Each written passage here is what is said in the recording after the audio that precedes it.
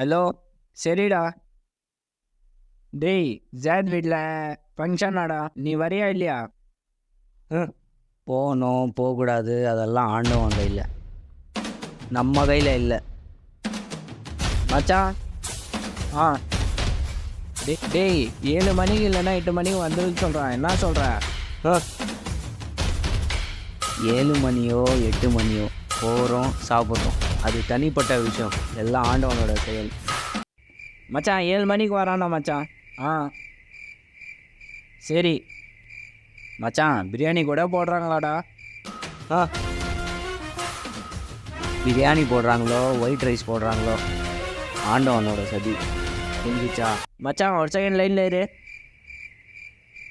ஏன்டா மண்டை சூடு ஏற்றாத, வரியா இல்லையா அது மட்டும் சொல்லு. ஆவுன்னா என்ன? ஆ அப்படியே போட்டேன்னு வச்சுக்க,